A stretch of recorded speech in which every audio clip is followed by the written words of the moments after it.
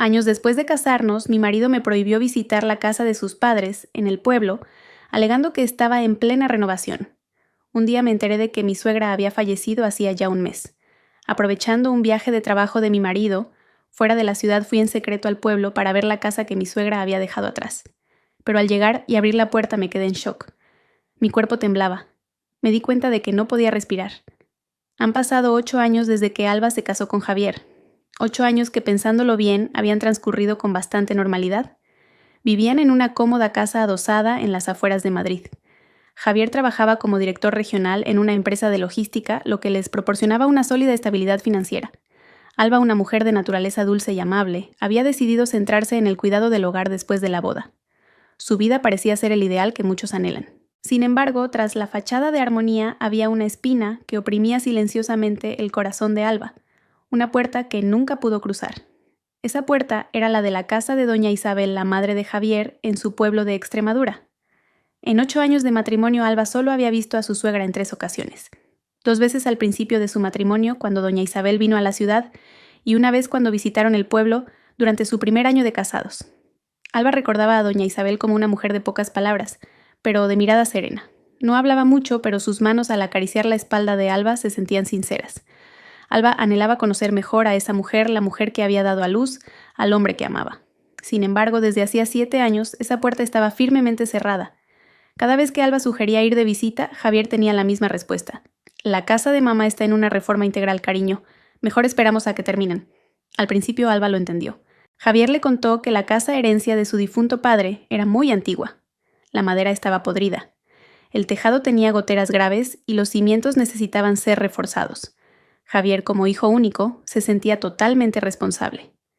«Quiero que mi madre viva en una casa digna en su vejez», dijo Javier en aquel entonces, y Alba se sintió orgullosa de tener un marido tan devoto.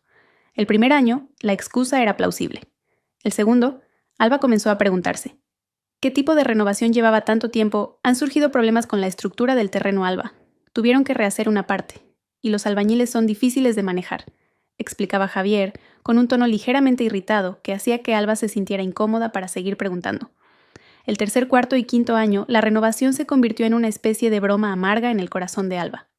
Cada vez que llegaba la Navidad, Alba preparaba los mejores paquetes para doña Isabel, pero siempre era Javier quien los entregaba solo.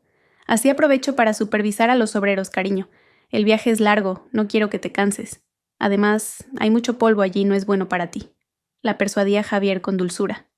Alba, de naturaleza dócil, solo podía asentir y enviarle cariñosos saludos. Con el tiempo, Alba dejó de preguntar. No porque no le importara, sino porque cada pregunta se topaba con el mismo muro sólido. Un muro llamado renovación. La reticencia de Javier a discutirlo en detalle creaba una distancia invisible entre ellos. Javier seguía siendo un buen marido. Era atento, nunca olvidaba llamar, y siempre cubría todas las necesidades de Alba. Pero en lo que respecta a doña Isabel y la casa del pueblo, Javier se convertía en otra persona reservado y a la defensiva. Alba intentó a menudo contactar a doña Isabel por teléfono. Al principio todavía respondía. La voz de doña Isabel sonaba débil al otro lado. Cuando Alba preguntaba cuándo podría visitarla, doña Isabel solo respondía en voz baja: «Pregúntale a Javier, hija. Yo hago lo que él diga». Sin embargo, durante los últimos 2 años, ese número nunca volvió a estar activo. Se le rompió el móvil. Mamá ya es mayor, le cuesta aprender a usar uno nuevo. Además, en el pueblo apenas hay cobertura, decía Javier. De nuevo una respuesta lógica, pero que sonaba extraña. Esa extrañeza alcanzó su punto álgido hace 3 meses. Era una época de larga sequía. El aire de la ciudad estaba seco y polvoriento. Javier acababa de regresar de uno de sus viajes de supervisión al pueblo. Dijo que tenía que arreglar unos pagos atrasados a los obreros. Volvió tarde por la noche, visiblemente agotado. Cuando Alba le ayudaba a quitarse los zapatos de trabajo junto a la puerta, se quedó helada.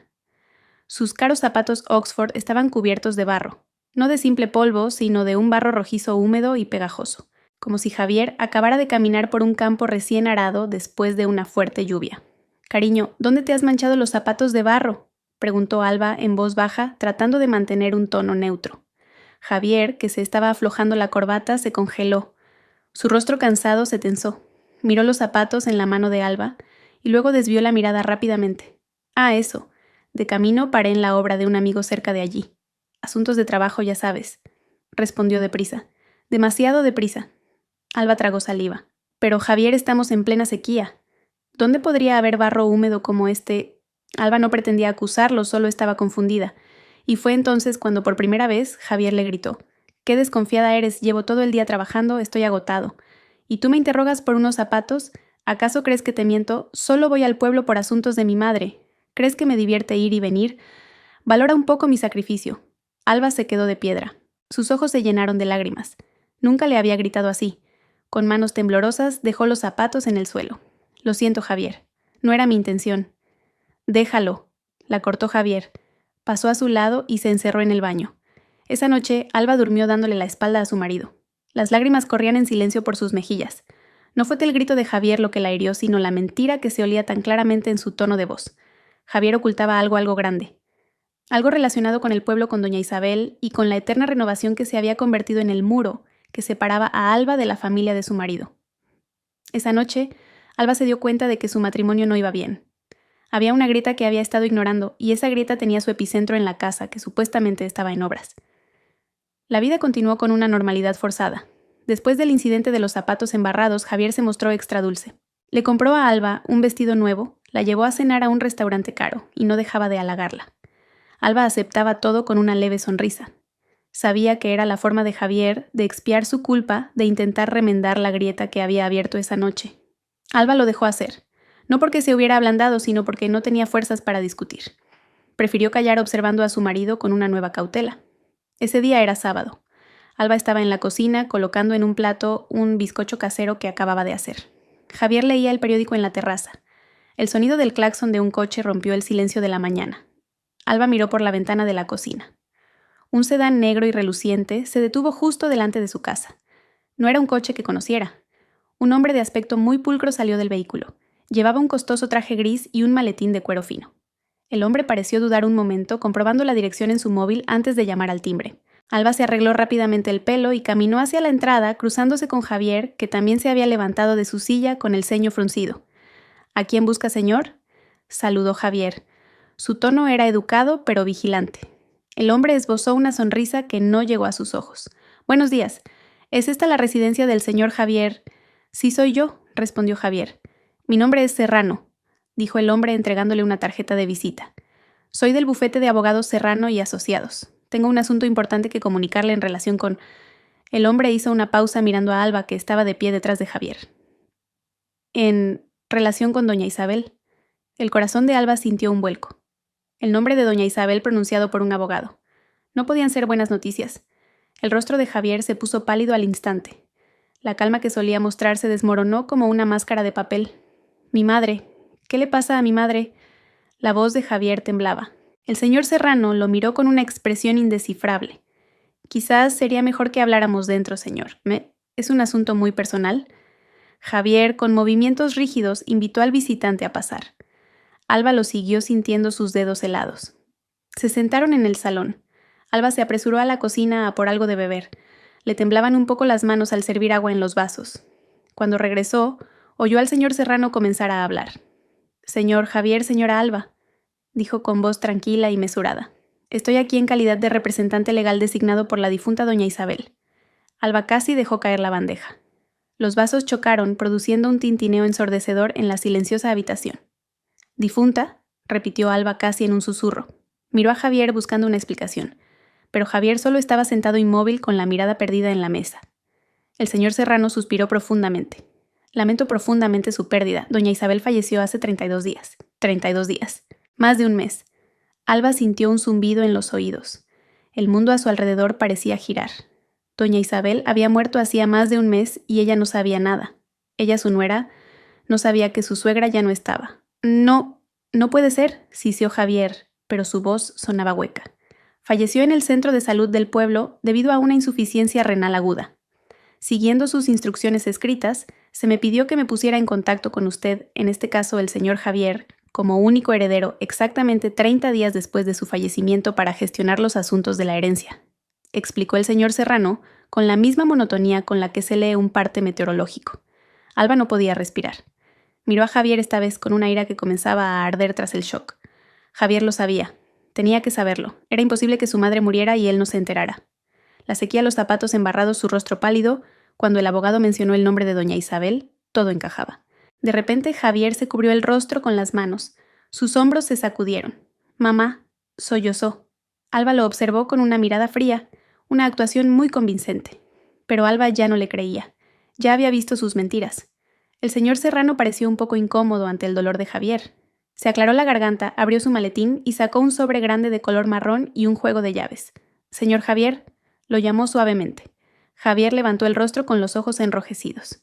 De acuerdo con el testamento que dejó y que ha sido validado, todos los bienes a nombre de doña Isabel, incluyendo la casa y el terreno del pueblo, son ahora legalmente suyos. Empujó el sobre y las llaves hacia Javier sobre la mesa. Estos son los documentos de propiedad ya transferidos a su nombre, y esta, señaló las llaves, es la llave de la casa del pueblo. Las llaves parecían antiguas, una llave grande y dentada y una más pequeña para un candado colgadas de una simple anilla metálica.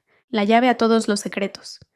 Después de que el señor Serrano se fuera dejando un silencio mortal a su paso, Alba finalmente habló. Su voz era plana y fría, muy diferente a su tono habitual. «Un mes, Javier». Javier, que todavía miraba las llaves sobre la mesa, se sobresaltó. «Tu madre murió hace un mes y no me lo dijiste». No era una pregunta, era una declaración de hechos contundente. Javier levantó la vista, la tristeza en sus ojos ahora mezclada con pánico.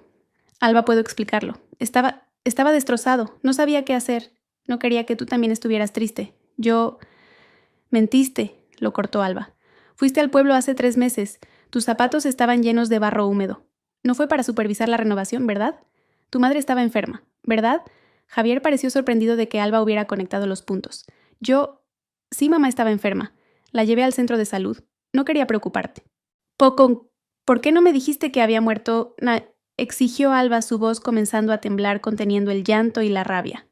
«Soy tu esposa, soy su nuera. Ni siquiera pude rezar por ella el día de su entierro». Precisamente por eso, Javier se levantó de golpe, alzando la voz. «No quería que la vieras así. La casa todavía es un desastre. La renovación no ha terminado. Me daba vergüenza.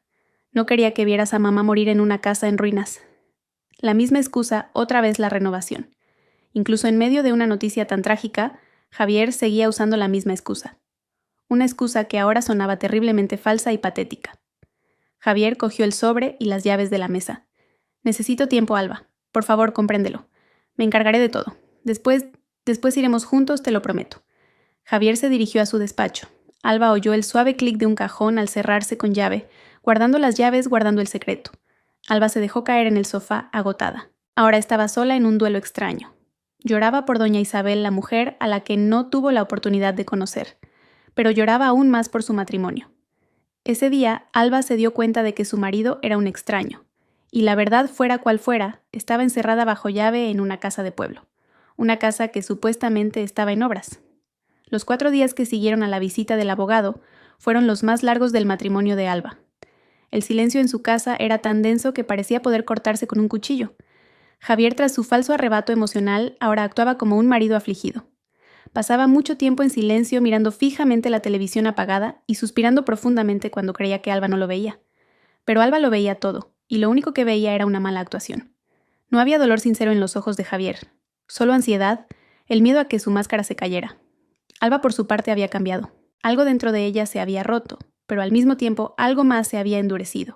Su antigua dulzura estaba ahora recubierta de un fino acero. Atendía a Javier como de costumbre, le preparaba el café por la mañana, le cocinaba la cena y le lavaba la ropa. Pero lo hacía con una eficiencia robótica. No había más charlas triviales, no había más sonrisas sinceras. Alba se había convertido en una observadora en su propia casa, estudiando cada movimiento de su marido, esperando su oportunidad. Llegó al 5.º día. Durante el desayuno, Javier se aclaró la garganta. Dejó su cuchara con un gesto demasiado deliberado.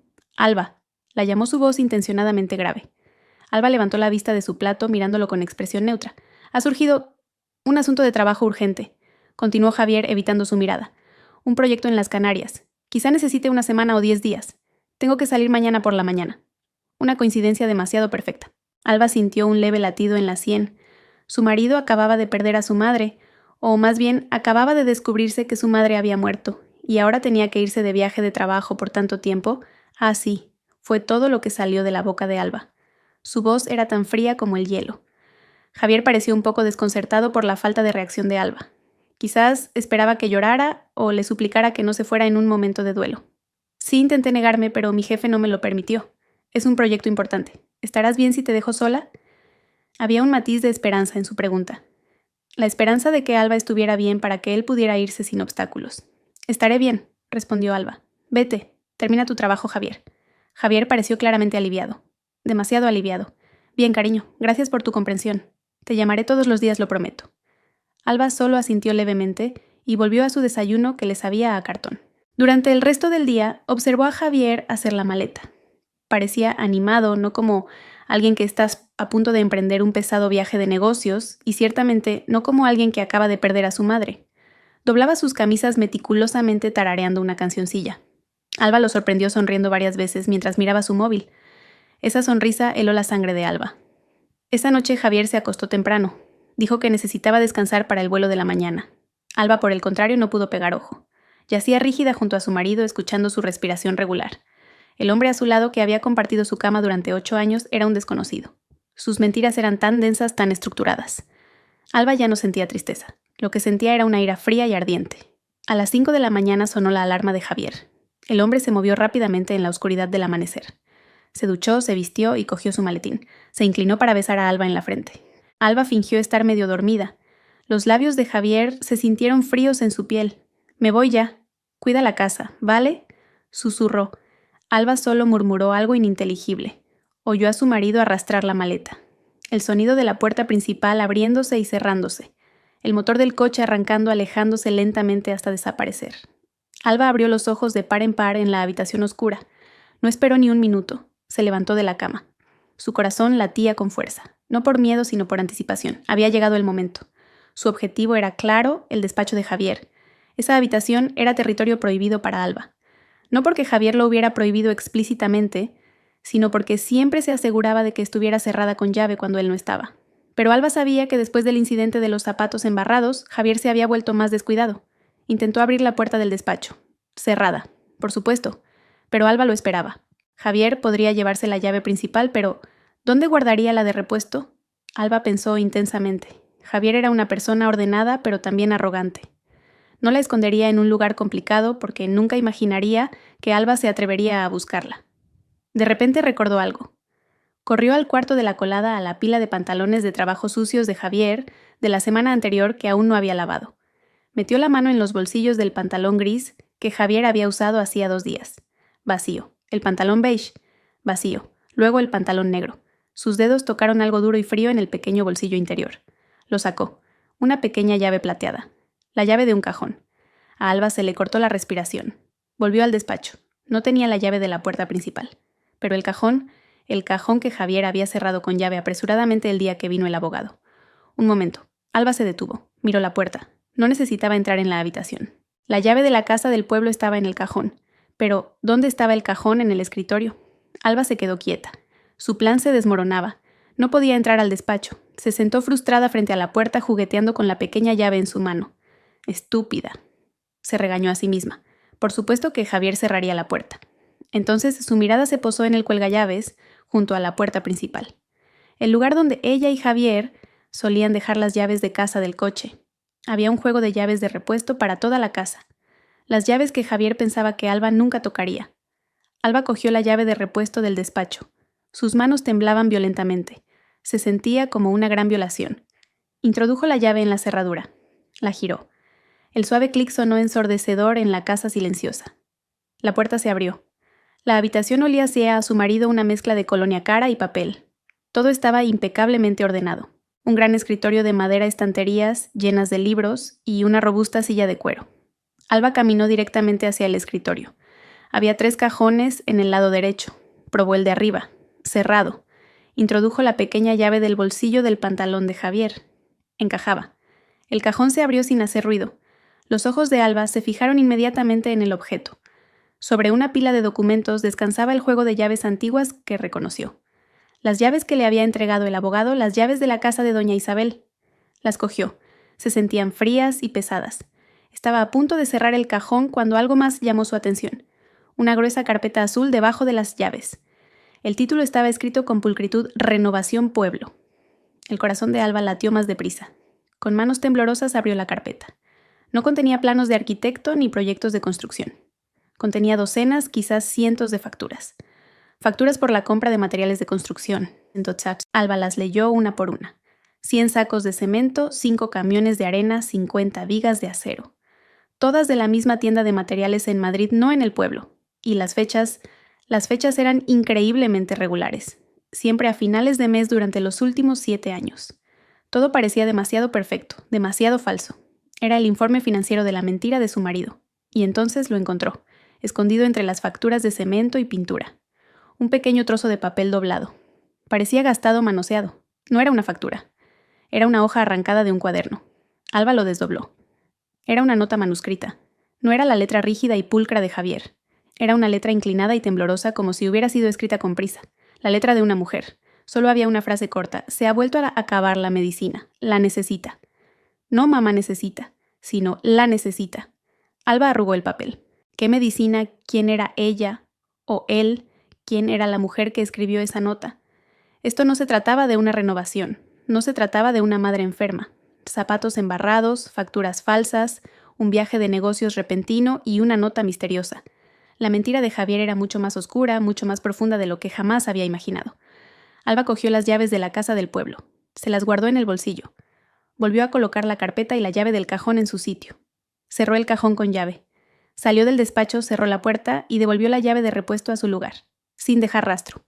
Alba se quedó de pie en el salón, que comenzaba a iluminarse con la luz del amanecer. Apretó las llaves en su bolsillo. Su miedo había desaparecido. Lo único que quedaba era una determinación ardiente. Javier le había dado una semana. Era más que suficiente. Iría al pueblo. Abriría esa puerta. Descubriría quién la necesitaba y por qué se había quedado sin medicinas. Y encontraría la verdad por terrible que fuera. Alba se dio solo una hora para prepararse. No podía arriesgarse a que Javier llamara y escuchara el pánico en su voz. Tenía que actuar como si todo fuera normal. Se duchó, rezó el rosario con una devoción forzada, su mente volviendo una y otra vez a las llaves en su bolsillo, y luego hizo una pequeña maleta. No una maleta grande, sería demasiado llamativa. Cogió una mochila que solía usar para ir al gimnasio. Metió 2 cambios de ropa interior y sus artículos de aseo. También guardó todo el dinero en efectivo que tenía en su cartera y en su cajón secreto. No usaría tarjetas. Las transacciones se pueden rastrear.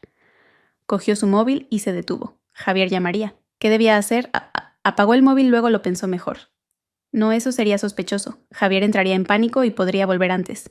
Encendió el móvil de nuevo. Lo pondría en modo silencio. Si Javier llamaba, lo dejaría sonar.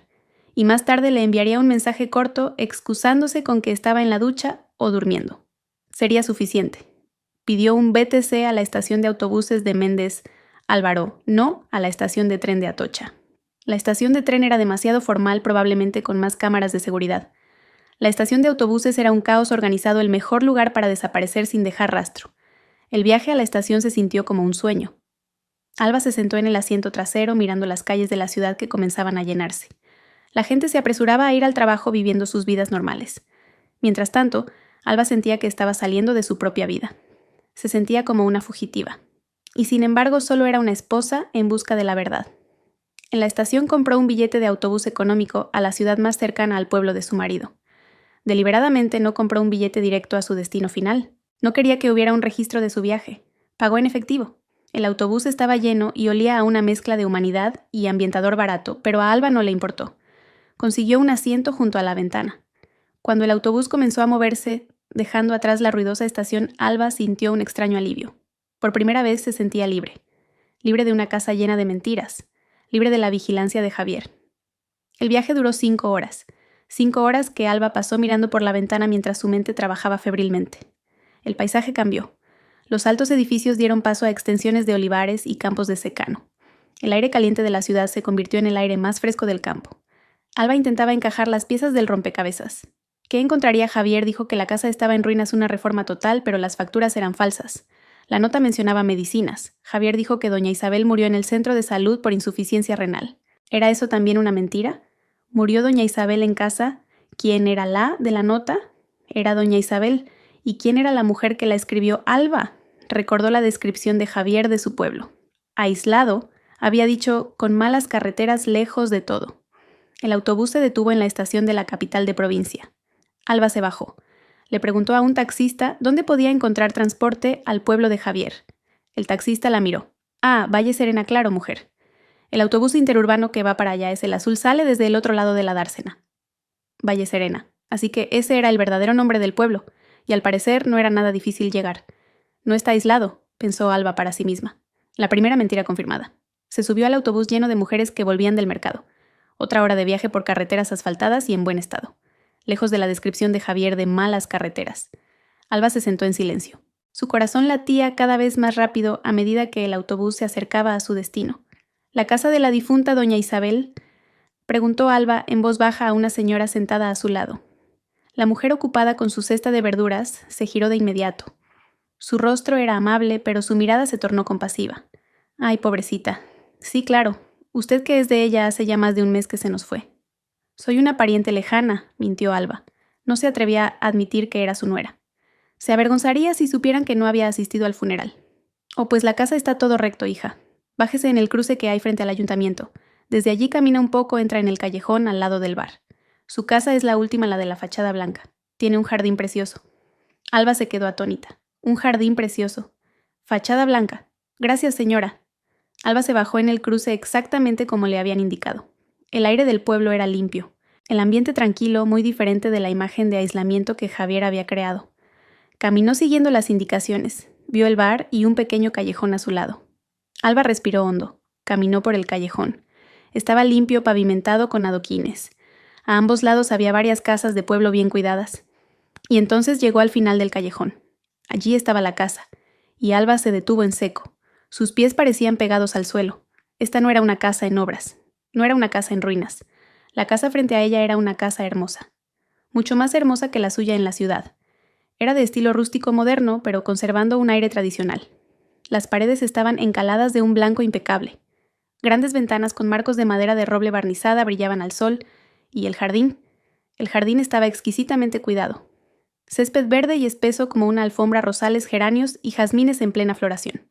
No había ni una sola señal de renovación. Ni polvo, ni montones de arena, ni albañiles. Alba sintió que se le revolvía el estómago.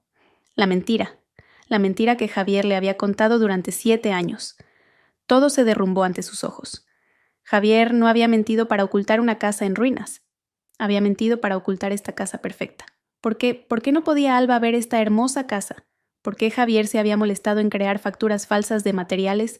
¿Para qué era todo ese dinero de la renovación? Si la casa ya estaba así de bien, Alba temblaba. Esto era más aterrador que si hubiera encontrado unas ruinas. Unas ruinas significarían que Javier había fracasado. Pero esto significaba que Javier había tenido éxito. Éxito en ocultar algo muy grande, algo muy bien cuidado, tras la fachada de una casa de un blanco impoluto. Con manos temblorosas, Alba buscó en su bolsillo. Sintió el frío metal de las llaves. Avanzó lentamente, abrió la pequeña cancela que no estaba cerrada con llave y se paró frente a la robusta puerta principal. Su corazón latía tan fuerte que temía que la puerta se viniera abajo. Introdujo la gran llave en la cerradura. Giró suavemente. Alba temblaba tanto que apenas podía sujetar la llave. Ya la había metido en la cerradura, ya la había girado. La puerta estaba abierta, pero no podía empujarla. Sus pies parecían de plomo pegados al porche inmaculado. Contempló la hermosa casa que tenía delante. La casa que debería haber sido la de su suegra. La casa que debería haber visitado con alegría ahora se sentía como un monumento a las mentiras de su marido. ¿Qué había dentro? ¿Por qué Javier había mentido tan desesperadamente para protegerlo? Un miedo gélido le recorrió la espalda. ¿Qué ibas a encontrar? ¿Una casa vacía y ordenada o algo mucho peor? El recuerdo de la nota sobre las medicinas y los zapatos embarrados volvió a su mente. Disculpe, ¿busca a alguien? Alba dio un respingo sobresaltada. La voz venía de un lado. Se giró rápidamente con el corazón en la garganta. Una mujer de mediana edad, quizás de la edad de la difunta doña Isabel, estaba de pie detrás del seto que separaba la casa de la de al lado. La mujer llevaba un vestido de andar por casa y sostenía unas tijeras de podar. Alba tragó saliva intentando recomponerse. No podía huir. La mujer la miraba con curiosidad, pero con amabilidad. ¿Busca la casa de doña Isabel? Ay, pobrecita, hace ya más de un mes que falleció. ¿Usted qué es de ella? ¿Una pariente lejana? Alba respiró hondo. Las mentiras no la llevarían a ninguna parte. Necesitaba respuestas. Soy Alba, señora. Soy la mujer de Javier. La mandíbula de la mujer pareció caer hasta el suelo. Las tijeras de podar casi se le escapan de las manos. Sus ojos se abrieron como platos, escudriñando a Alba de la cabeza a los pies, como si estuviera viendo un fantasma. La mujer de Javier, repitió su voz subiendo varias octavas. Alba frunció el ceño. Sí, señora. Y soy Alba. La mujer negó con la cabeza todavía en estado de shock. Dios mío, hija, madre mía. Soy Pilar, la vecina de al lado. Llámeme Pilar. Es que estoy sorprendidísima. ¿Por qué, señora Pilar? Insistió Alba. Su mal presentimiento se intensificaba.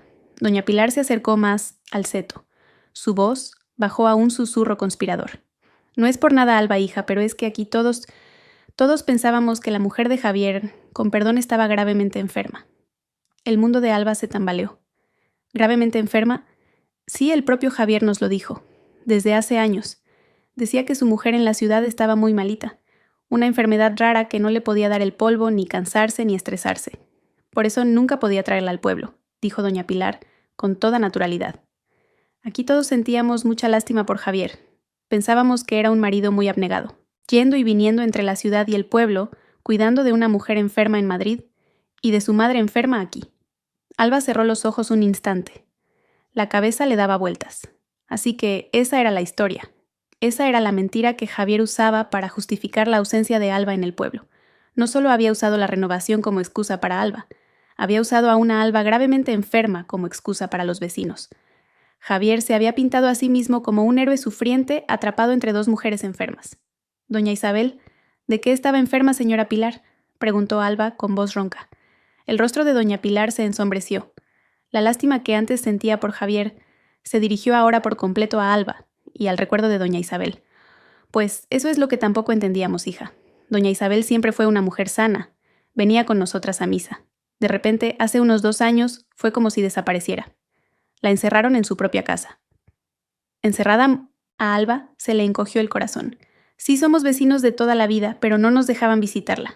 Cada vez que intentábamos acercarnos, casualmente siempre estaba Javier. Nos decía, mamá está descansando, no se la puede molestar. O mamá se contagia con facilidad, el médico ha pedido que esté aislada. Siempre la misma excusa, relató doña Pilar con un tono de indignación. Javier levantó el muro del jardín. Antes no era tan alto. Dijo que era por seguridad, pero para nosotros parecía una cárcel. Alba tragó saliva, un sabor amargo en la boca. Entonces doña Isabel murió por su enfermedad. Doña Pilar suspiró profundamente. Según Javier, de insuficiencia renal, pero nadie lo sabemos. De repente vimos el crespón negro en la puerta. Javier se encargó del entierro. Fue todo muy rápido. Solo unos pocos vecinos fuimos a la misa. Dijo que no quería molestar a nadie y que su mujer. Hizo una pausa, que Alba estaba demasiado débil para recibir una noticia tan triste. Las lágrimas comenzaron a asomarse a los ojos de Alba. Estaba furiosa, triste, destrozada. Ni siquiera le habían dado la oportunidad de rezar por su suegra en sus últimos momentos. Todo por las mentiras de su marido. ¿Y la renovación, señora Pilar?, preguntó Alba señalando la hermosa casa. Javier dijo que la casa estaba en una reforma integral. Doña Pilar soltó una risa corta y amarga. ¿Renovación? ¿Qué renovación, hija? Mírala tú misma. Pintaron la casa hace unos 5 años. Quedó preciosa. Después de eso nada. Ni un albañil ni una mota de polvo. Lo que sí había eran paquetes. ¿Paquetes? Sí, paquetes. Casi todas las semanas venía una furgoneta grande. Descargaban muebles caros, un sofá nuevo, armarios, una cama nueva. Y lo más raro, doña Pilar dudó. ¿Qué, señora Pilar? Por favor, dígamelo, suplicó Alba. A veces los paquetes traían juguetes de niños. Muchísimos. Una bicicleta pequeña, muñecas, cochecitos. A mí me extrañaba. Doña Isabel ya era mayor y no tenía nietos de Javier, ¿verdad? Una vez le pregunté y me dijo que eran para donarlos a un orfanato. Y claro, le creímos. El corazón de Alba latía desbocado. Juguetes de niños. La nota, la medicina, y la necesita. Y hay más, hija. Continuó doña Pilar, su voz, ahora casi un susurro, como si temiera ser escuchada. A veces por la noche oía voces. ¿Qué voces? No era la voz de doña Isabel. Su voz era suave, dulce. Esta era la voz de otra mujer más joven. Se oía claramente. A veces reía, a veces discutía en voz baja con Javier, y a veces oía la voz de un niño pequeño. Alba sintió que toda la sangre de su cuerpo se le iba a los pies. Se mareó. Pensé que lo había imaginado, se apresuró a decir doña Pilar. Pero varias veces oí la voz de esa mujer joven y la de un niño. Pero cada mañana la casa estaba en silencio. Solo doña Isabel encerrada dentro y Javier que iba y venía con su coche de lujo. Alba ya no podía hablar. Tenía un presentimiento terrible sobre lo que encontraría dentro. Doña Pilar la miró con profunda compasión. Alba, hija tú no sabías nada de esto, ¿verdad? Alba solo pudo negar con la cabeza, las lágrimas corrían ahora libremente. Dios mío, ten paciencia, hija. Bueno, no quiero meterme más. Es la casa de tu marido. Tú tienes más derecho que nadie a saber lo que hay dentro. Entra. Si pasa algo, grita, yo estoy en casa. Alba sintió incapaz de dar las gracias. Se secó las lágrimas. Su miedo había desaparecido reemplazado por una ira fría y una determinación inquebrantable. Doña Pilar volvió a su casa dejando a Alba sola frente a la puerta. Alba respiró hondo. Giró el pomo de la puerta ya abierta. Con un fuerte empujón la abrió. Abrió la caja de Pandora que Javier había mantenido oculta durante 7 años. La puerta se abrió sin hacer ruido. Las bisagras estaban bien engrasadas. Lo primero que recibió a Alba fue una corriente de aire frío, un frío antinatural como el de un aire acondicionado puesto demasiado bajo, y un olor. Una extraña mezcla de un caro ambientador de jazmín, un leve olor a antiséptico y algo cerrado como una habitación que lleva mucho tiempo sin ventilar. Alba entró y cerró la puerta tras de sí. El silencio dentro de la casa era tan denso que parecía absorber todos los sonidos. Se quedó de pie en el salón con los ojos muy abiertos. Esto no era una casa de pueblo, esto era el interior de una revista de diseño. El suelo era de mármol crema brillante. El sofá enorme de cuero genuino color marfil. Una televisión de pantalla plana gigante colgaba de una pared revestida de paneles de madera. Todos los muebles parecían nuevos, caros y completamente intactos. La casa era más lujosa que la suya en Madrid, mucho más. Entonces sus ojos se posaron en la pared. Estaba llena de marcos de fotos. Docenas de marcos de plata a juego. Alba se acercó. El corazón le latía con fuerza. Eran todo fotos de Javier. Javier sonriendo frente a la Torre Eiffel. Javier esquiando en un lugar que parecía los Pirineos. Javier sosteniendo un trofeo de golf. Javier posando junto a un coche deportivo de lujo que Alba nunca había visto. Pero no había ni una sola foto de doña Isabel. Y lo que era más doloroso, no había ni una sola foto de Alba, ni de su boda, ni de la graduación de Alba a la que Javier había asistido. No había rastro de ella. En 8 años de matrimonio, en la casa que supuestamente se renovaba para su madre, la existencia de Alba había sido completamente borrada, como si nunca hubiera existido. Alba caminó tambaleándose más allá del salón hacia el interior de la casa. Pasó por un comedor con una mesa de madera maciza para 8 personas. Sobre ella un jarrón de cristal sin flores. Luego entró en la cocina. Era una cocina de exposición vitrocerámica de inducción, un frigorífico de 2 puertas de acero inoxidable, un horno moderno. Todo reluciente como si nunca se hubiera usado para cocinar. En la puerta del frigorífico algo llamó su atención, un dibujo. Era un típico dibujo infantil hecho con ceras de colores. Representaba a 3 personas. Una figura alta que supuso era un hombre, una figura más pequeña a su lado con el pelo largo y la figura más pequeña de todas en el medio entre las dos. Se daban la mano bajo un sol sonriente.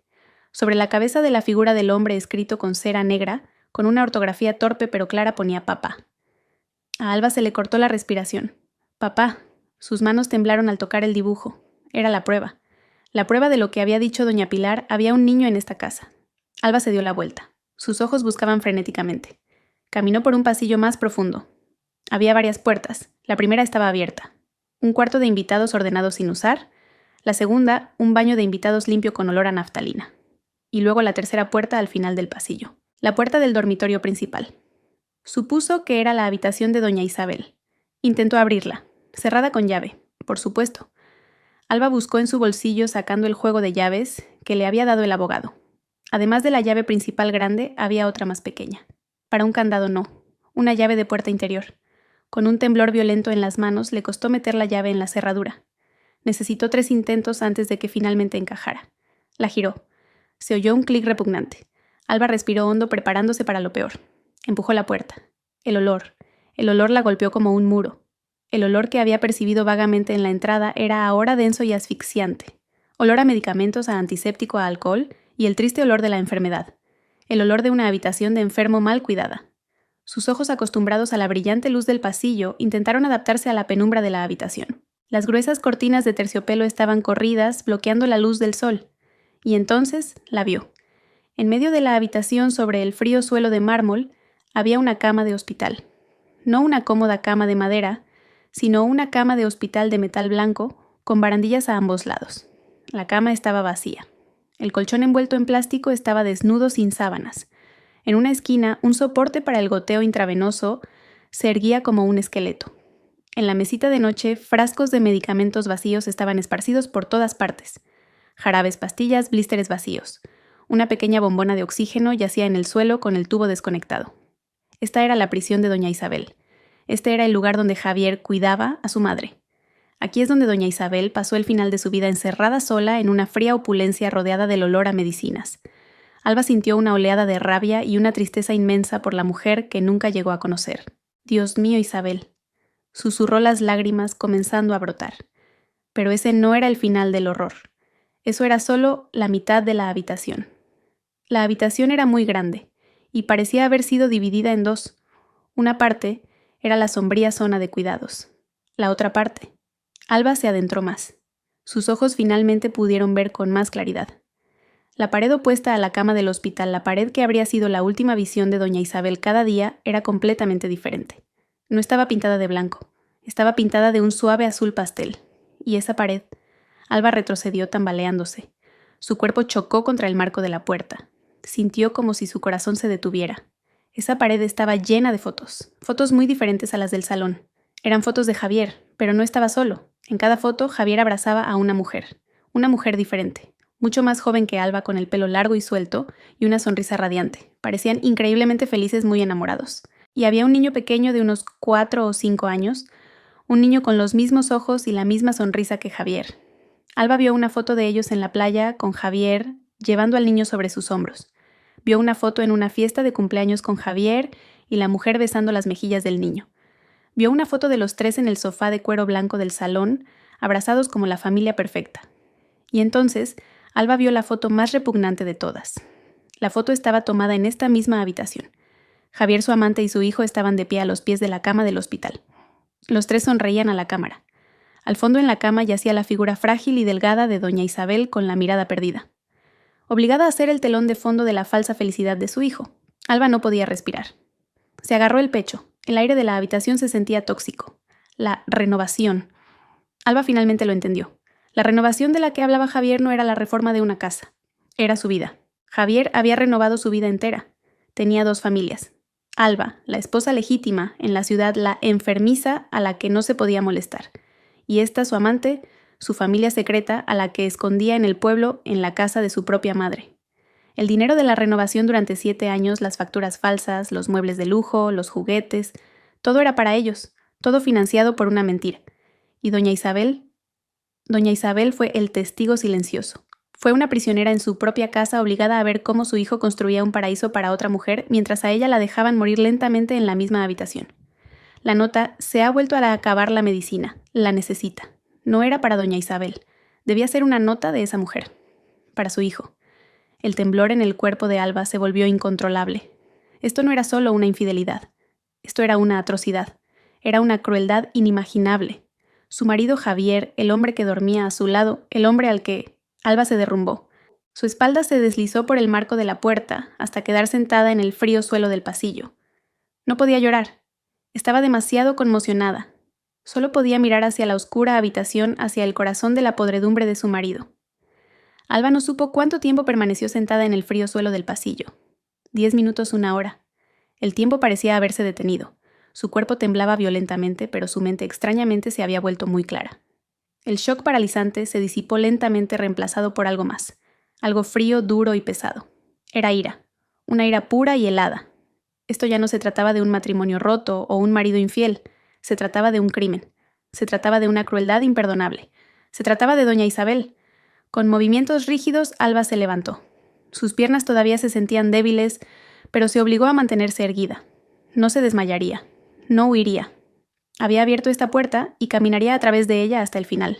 Volvió a entrar en esa habitación prisión. El olor a medicinas y a cerrado ahora le olía a muerte. Sus ojos se clavaron en la cama de hospital vacía. Doña Isabel había muerto aquí sola, mientras su hijo, su marido, era feliz con su familia falsa. La visión de las fotos en la pared le revolvió el estómago. Fotos de una familia feliz construida sobre el sufrimiento de otros. Con un repentino arrebato de furia, Alba se dirigió a la pared y comenzó a arrancar las fotos una por una. No le importaba si los marcos se rompían. Arrancó la foto de Javier, la de la mujer y la del niño de la pared. Necesitaba pruebas. No se iría de allí con las manos vacías. Mientras arrancaba un marco grande que los mostraba a los tres celebrando un cumpleaños algo detrás, llamó su atención. La pequeña mesita de noche junto a la cama del hospital. Sus cajones estaban cerrados. Alba arrojó el marco al suelo. El cristal se hizo añicos. No le importó. Se acercó a la mesita. El primer cajón contenía frascos de medicamentos todavía precintados. Vitaminas, analgésicos suaves. No medicamentos para la insuficiencia renal. Otra de las mentiras de Javier. El segundo cajón estaba lleno de jeringuillas estériles, algodón y alcohol. Todo material médico de aspecto limpio. Luego, el tercer cajón, el de más abajo. Parecía abarrotado. Encima de todo había un montón de tela. Alba lo sacó. Era un montón de pañales para adultos. Alba se quedó de piedra. Así es como Javier cuidaba a su madre al final de su vida. Le dolió el corazón. Dejó a un lado los pañales y debajo de ellos lo encontró. No eran joyas ni dinero. Era un delgado cuaderno. Un cuaderno escolar con la portada descolorida. Alba lo reconoció como el tipo de cuaderno que los niños usan para tomar apuntes. Lo cogió, sus manos temblaban de nuevo, pero esta vez por una razón diferente. Abrió la primera página. Era la letra de doña Isabel. Una letra pulcra, pero ligeramente temblorosa, típica de una persona mayor. La fecha era de hace 3 años. Hoy Javier ha dicho que van a renovar la casa. Dice que es para que esté cómoda en mi vejez. Dios mío, este hijo mío. Es tan bueno. Le quiero tanto. Alba pasó la página. La fecha era de hace 2 años y medio. La casa ha quedado preciosa, mucho más bonita de lo que imaginaba. Pero es extraño, Javier ha puesto un muro muy alto y me ha dicho que no debo salir mucho. Dice que tiene miedo de que me caiga y nadie me vea. Le he hecho caso. Alba siguió pasando páginas. Las entradas eran cada vez más esporádicas. La fecha era de hace 2 años. Javier ha traído una invitada, una mujer joven muy guapa. Se llama Sofía. Dice que es una compañera de trabajo con problemas que necesita un lugar donde quedarse un tiempo. La ha instalado en el cuarto de invitados. Pero ¿por qué Javier le dice a los vecinos que la enferma soy yo? Yo estoy bien. El corazón de Alba latía con fuerza. Sofía. Así que ese era su nombre. Alba pasó otra página agarrando el cuaderno con fuerza. La fecha era de hace 1 año y medio. Sofía ha traído un niño pequeño muy gracioso. Se llama Leo. Javier dice que es un huérfano al que están ayudando, pero sus ojos son exactamente como los de Javier cuando era pequeño. No soy tonta, yo lo parí. Las lágrimas de Alba cayeron sobre las páginas amarillentas. Javier se enfadó cuando le pregunté. Me gritó. Me dijo que estaba senil, que no me metiera en sus asuntos. Desde ese día la puerta de mi habitación está cerrada con llave por fuera. Dice que es por mi bien que fuera hay muchos gérmenes. Sofía y su hijo andan libremente por mi casa mientras yo estoy encerrada. Alba sollozaba. Podía sentir el miedo y la confusión de doña Isabel a través de esas palabras. Pasó a las últimas páginas. La letra era cada vez más caótica, entrecortada, como escrita con las últimas fuerzas. Se me han acabado las pastillas del corazón. Javier se las llevó. Me las ha cambiado por vitaminas. Dice que son mejores, pero me duele mucho el pecho. Intenté decírselo a Sofía, pero me miró con miedo. Ella también le tiene miedo a Javier. Ella también es una prisionera en esta casa. Javier trajo un abogado. Me obligó a firmar unos papeles para darle plenos poderes sobre mis bienes. No quise. Le tiré el bolígrafo. Me amenazó con hacerle daño a Alba. Dijo que Alba sufriría un accidente en la ciudad si no obedecía.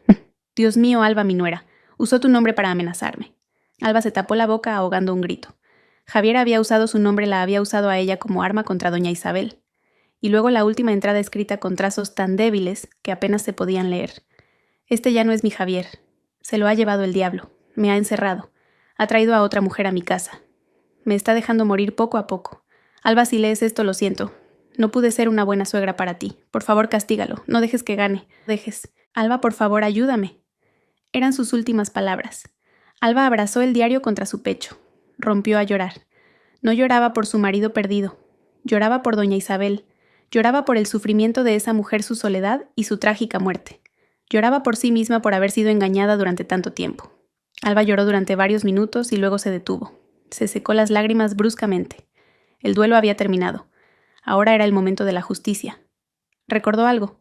La pequeña nota que había encontrado en el despacho de Javier en la ciudad. Se ha vuelto a acabar la medicina. La necesita. Alba buscó de nuevo en el cajón. Debajo de la pila de pañales lo encontró. Varias hojas más con una letra diferente, una letra más moderna e inclinada. La letra de Sofía. Las notas contenían listas de la compra leche de fórmula para Leo pañales, talla M para Leo medicina, para la fiebre de Leo. Alba lo entendió por fin. La nota sobre la medicina que había encontrado no era para doña Isabel. Era para Leo, el hijo de Javier. A Javier le importaba más la medicina para la fiebre de su hijo ilegítimo que las pastillas para el corazón de su propia madre. Alba cogió el diario de doña Isabel, cogió los trozos de las fotos de la familia falsa. Cogió el resto de las notas de Sofía. Estas eran sus pruebas. Estas eran sus armas. Salió de esa maldita habitación cerrando la puerta de un portazo. Pasó por la cocina impecable, por el lujoso salón, y no sintió nada más que asco. Esta casa no era un hogar, era una hermosa tumba. Una tumba para doña Isabel y una tumba para el matrimonio de Alba. Salió por la puerta principal de vuelta a la luz del sol. El aire fresco le dolió en sus pulmones oprimidos. Agarró el diario con fuerza. Sabía lo que tenía que hacer. Alba se detuvo un momento en el porche dejando que sus ojos se acostumbraran a la deslumbrante luz del sol. Respiró hondo. El aire limpio del pueblo contrastaba con la suciedad que acababa de presenciar. Tenía que actuar rápido antes de que su frágil calma se rompiera. Su primer destino era la casa de doña Pilar. Caminó a toda prisa hacia el seto. Sus manos todavía aferraban el diario y el montón de fotos. Doña Pilar debía de haber estado espiando por la ventana porque en cuanto Alba apareció, la mujer salió a su porche con el rostro lleno de ansiedad. «Alba, hija, ¿qué ha pasado? Dios mío, estás pálida como la cera». Alba no tenía tiempo para preámbulos. Se dirigió a la cancela de la casa de doña Pilar. «Señora Pilar», dijo su voz plana y fría sorprendiendo a la vecina. «Necesito su ayuda». «¿Qué pasa, hija? ¿Qué has encontrado?» Alba no respondió. Simplemente levantó el diario. «¿Puedo entrar en su casa? ¿Necesito hacer una llamada?» Doña Pilar, viendo la seriedad en los ojos de Alba, asintió rápidamente. «Claro, claro, hija. Entra, por favor». Doña Pilar la llevó a su modesto y fresco salón. Alba se sentó en el borde de una silla con el cuerpo rígido. «Fui envenenada por sus mentiras, señora Pilar. Pero a doña Isabel, a ella la asesinaron», dijo Alba en voz baja mirando al frente. Doña Pilar se quedó sin aliento. «Madre del amor hermoso, asesinada, ¿cómo, hija?» La encerró, le quitó sus medicinas, la dejó morir. Mientras mi marido... Alba escupió la palabra marido como si fuera veneno. Vivía aquí con otra mujer y su hijo. Los ojos de doña Pilar se abrieron con horror. Entonces era verdad lo de la voz de la mujer y el niño. Dios mío, ¿y quién es esa mujer, hija? Se llama Sofía, respondió Alba. Está todo en el diario de doña Isabel. Doña Pilar se dejó caer en una silla frente a Alba. Sofía, me suena ese nombre. Sí, a veces cuando Javier hablaba por teléfono en el coche se oía. La llamaba por ese nombre. Pensé que era una compañera de trabajo de la ciudad. No era una compañera de trabajo, dijo Alba. Señora Pilar, tengo que llamar a un abogado. El abogado que vino a mi casa.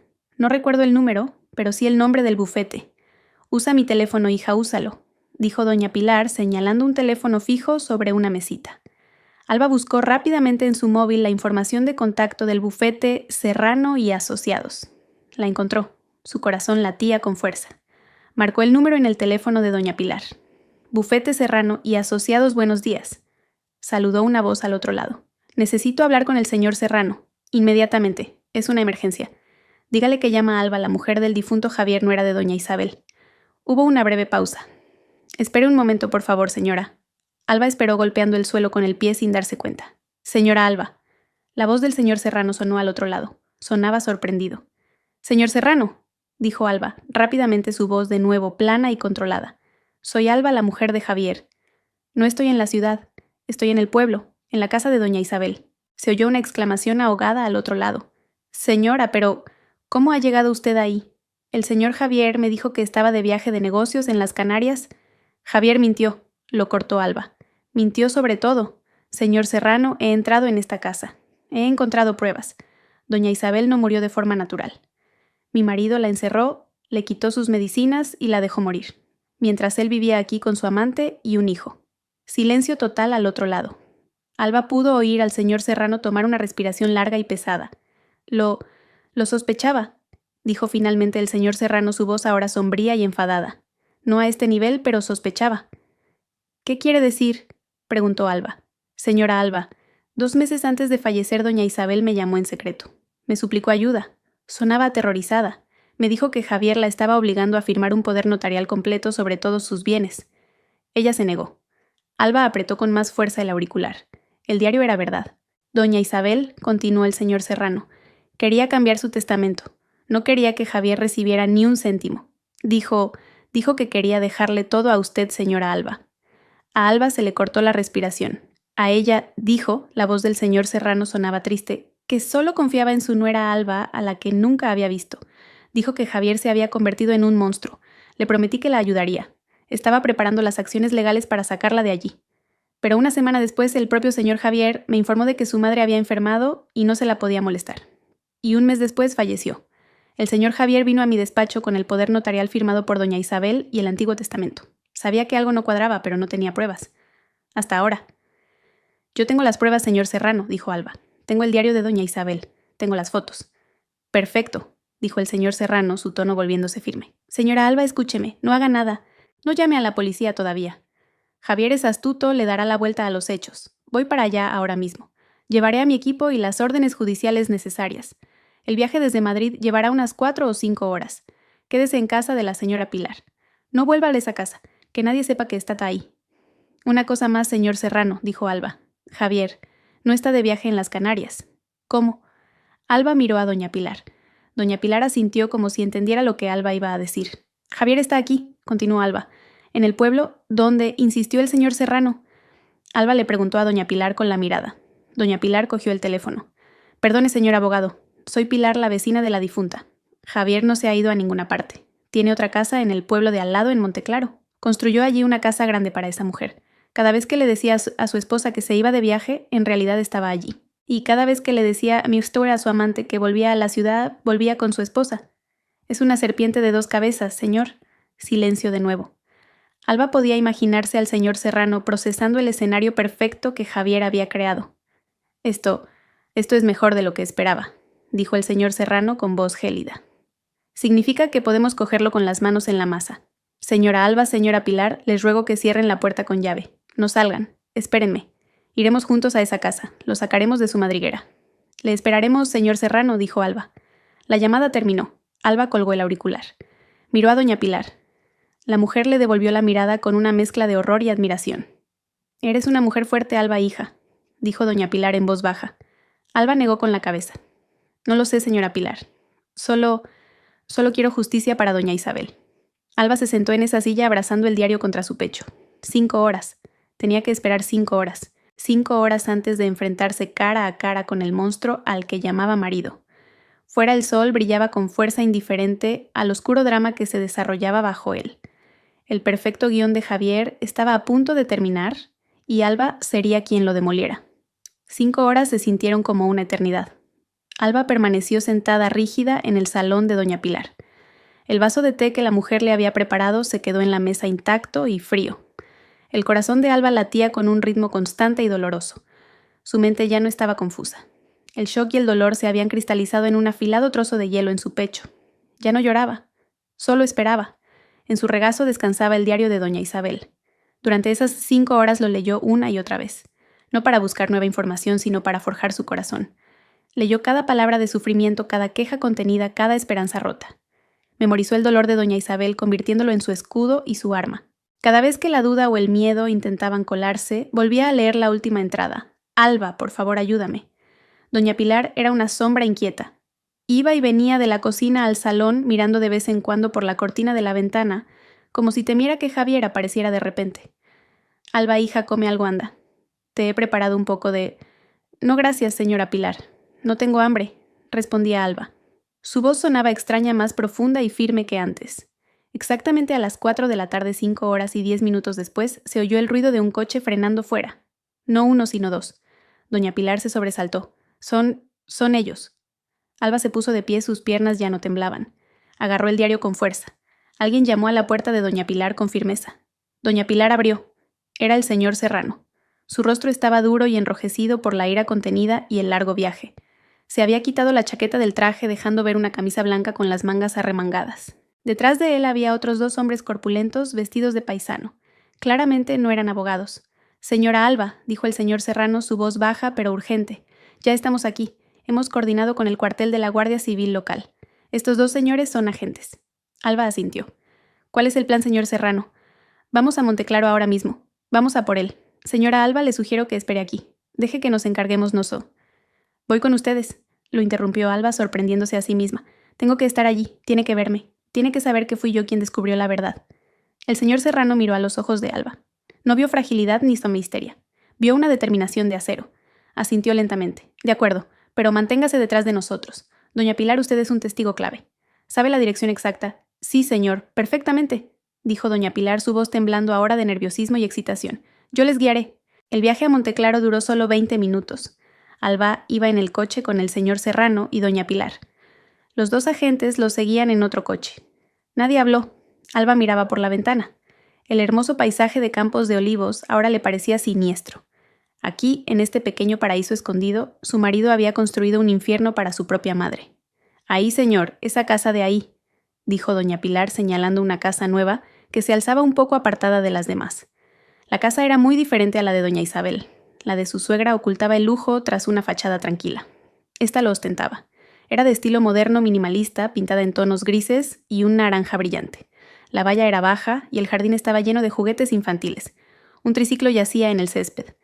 Los coches se detuvieron a pocos metros de la entrada.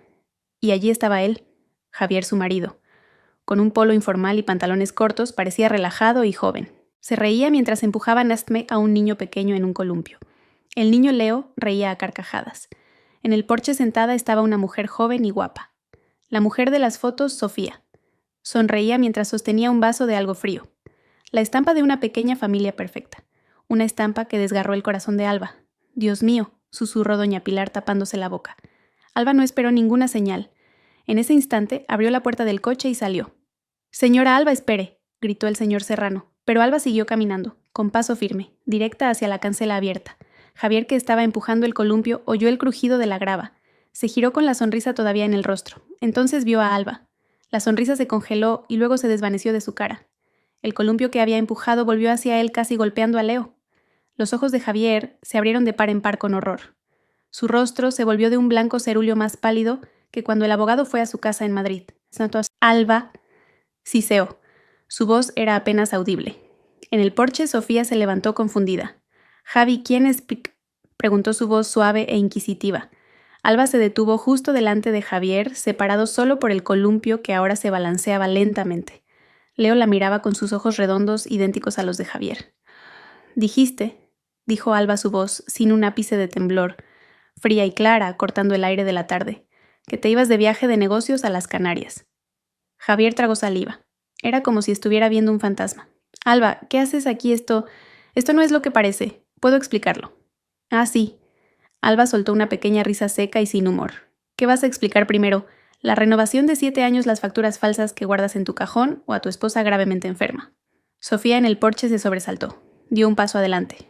«Javi, ¿qué significa esto? ¿Quién es ella? Dijiste que tu mujer estaba gravemente enferma en la ciudad». «Y que no se la podía molestar», completó Alba, la frase por ella, su mirada ahora fija en Sofía. «Soy Alba, su legítima esposa». El rostro de Sofía perdió todo su color. Miró a Javier pidiendo una explicación. «Javi miente, ¿verdad? Dijiste que tu mujer había muerto». Javier entró en pánico atrapado entre sus dos mentiras. «Sofía, cállate, Alba, vamos a hablar dentro. No montes una escena aquí». Intentó agarrar el brazo de Alba. Alba retiró la mano como si le hubiera dado una descarga eléctrica. «No me toques», gritó. Por primera vez su voz se elevó llena de rabia y asco. El señor Serrano y los 2 agentes ya estaban de pie detrás de Alba. Javier los vio y su instinto le dijo que retrocediera. ¿Quiénes son ustedes? Este es un asunto privado». «¿Un asunto privado?» Alba dio un paso adelante. «Encerrar a tu propia madre en una habitación hasta que muere es un asunto privado. Quitarle las medicinas del corazón y dejarla suplicar es un asunto privado». «¿De qué estás hablando?», gritó Javier, intentando intimidarla como solía hacer. Pero Alba no retrocedió. Levantó el diario de doña Isabel. «¿Quieres explicar esto?», preguntó, y con toda la fuerza que pudo reunir le arrojó el diario. El cuaderno golpeó el pecho de Javier y cayó abierto en el suelo entre sus pies. «Mamá te manda recuerdos desde la tumba, Javier». Fue entonces cuando la función terminó. «Deténganlo», dijo el señor Serrano con calma. Los 2 agentes se movieron rápidamente. Agarraron a Javier por los brazos. «Suéltenme, no tienen derecho, no he hecho nada», comenzó a forcejear Javier. El pánico de un cobarde atrapado era evidente.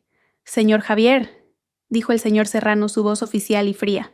«Soy Serrano, representante legal de la difunta doña Isabel. Queda usted detenido para ser interrogado por presunta falsedad documental, apropiación indebida y abandono deliberado con resultado de muerte». Sofía soltó un grito ahogado y se desplomó en el césped llorando histéricamente. «Resultado de muerte. Dios mío, Javi, ¿qué has hecho?» «No he hecho nada», rugió Javier, sus ojos salvajes fijos en Alba. «Todo esto es culpa tuya. Tú has destruido mi vida». Alba lo miró fijamente. El hielo en su corazón era ahora fuego. «No he sido yo, Javier. Tú destruiste tu propia vida. Destruiste la vida de tu madre. Y vas a pagarlo». Mientras se llevaban a Javier a la fuerza hacia el coche de la Guardia Civil, él no dejaba de mirar a Alba, no con arrepentimiento, sino con odio. Alba le devolvió la mirada sin inmutarse hasta que lo empujaron dentro del coche. La puerta se cerró de un portazo. El karma había comenzado. Mientras el coche de la Guardia Civil que se llevaba a Javier se alejaba una nube de polvo, se levantó en el jardín. Un extraño silencio se apoderó de la casa roto, solo por el llanto histérico de Sofía y los sollozos de Leo, que había comenzado a llorar asustado al ver cómo se llevaban a su padre. Alba se quedó inmóvil. La adrenalina que la había impulsado se disipó, dejándola con un cansancio abrumador. Pero esto aún no había terminado. El señor Serrano se aclaró la garganta sacando a Alba de su ensimismamiento. «Señora Alba, ¿se encuentra bien?» Alba asintió. Se acercó a Sofía, que seguía sentada en el césped abrazando a Leo con fuerza. Alba se agachó frente a ella. Sofía la miró con los ojos hinchados, una mezcla de odio, miedo y confusión. «¿Qué te dijo a ti?», preguntó Alba. Su voz era ahora suave. No por piedad, sino porque necesitaba saber cuán profundo era el pozo de mentiras que Javier había cavado. Me dijo que se llamaba Javier Santos», sollozó Sofía. «Dijo que era un exitoso empresario de Madrid, viudo, que su mujer había muerto en un accidente de tráfico. Nos conocimos en un congreso. Me dijo que doña Isabel era su madre que estaba senil y me odiaba, que por eso tenía que estar bajo cuidados especiales. Dios mío, dijo que doña Isabel no quería tomarse las medicinas, así que él se las administraba». Sofía comenzó a darse cuenta. No era solo la amante. Era una pieza más, el instrumento que Javier usó para perfeccionar su crimen. Vivió en esa casa disfrutando del lujo, mientras en la habitación de al lado dejaban morir lentamente a una anciana. «Nos engañó a todas», dijo Alba en voz baja. «Me engañó a mí, engañó a su madre y te engañó a ti. Ahora tienes una opción. Seguir llorando por esta mentira o ayudarme a mí y a doña Isabel a obtener justicia». Los ojos llorosos de Sofía se encontraron con los de Alba. En ellos vio fuerza. ¿Qué tengo que hacer?» «Decir la verdad», dijo el señor Serrano, que se había acercado. «Conviértase en testigo, cuente todo lo que sabe. Es la única forma de aliviar su situación y hacer que él pague por lo que hizo». El caso sacudió al pueblo. El escándalo ocupó los titulares de los periódicos locales. Javier no pudo negarlo. Las pruebas recopiladas por Alba y el señor Serrano eran abrumadoras. El diario de doña Isabel fue la pieza clave detallando la coacción y las amenazas usando el nombre de Alba para la firma del poder notarial. Las notas de Sofía y las facturas falsas demostraron una apropiación indebida sistemática. El testimonio de doña Pilar confirmó el aislamiento de doña Isabel. Y lo más devastador, el testimonio de Sofía. En el juicio, Sofía entre lágrimas relató cómo Javier ignoraba a menudo las quejas de doña Isabel sobre su dolor en el pecho. Sofía confesó que Javier le había dicho una vez: «Los viejos son así, solo buscan atención. Déjala, ya se callará». Contó cómo Javier le quitó las medicinas del corazón a su madre y las reemplazó con vitaminas, alegando que las otras eran demasiado fuertes. Javier intentó de todo. Contrató a un abogado caro, intentó sobornar, e incluso actuó compungido en el tribunal diciendo que amaba a su madre. Pero frente a la última entrada del diario de doña Isabel, leída en voz alta en la sala, toda su farsa se vino abajo. El juez golpeó el mazo. Javier fue declarado culpable de falsedad documental, apropiación indebida de bienes familiares y, lo más grave, abandono deliberado de una persona, dependiente su madre, causando directamente su muerte. Fue condenado a 15 años de prisión. Lo perdió todo su buen nombre, su fortuna y su libertad. Ese mismo día, Alba se divorció oficialmente de Javier. No reclamó ningún bien ganancial. No quería ni un céntimo del dinero sucio de su exmarido. El señor Serrano, con una hábil maniobra legal, logró anular el poder notarial y el testamento, firmados bajo coacción. Todos los bienes de doña Isabel, incluida la casa de Valle Serena, fueron recuperados y, siguiendo la última voluntad de la difunta, entregados a Alba. En cuanto a Sofía, por su cooperación como testigo clave, recibió una sentencia reducida. La casa de Monteclaro, construida con dinero ilícito, fue confiscada por el Estado.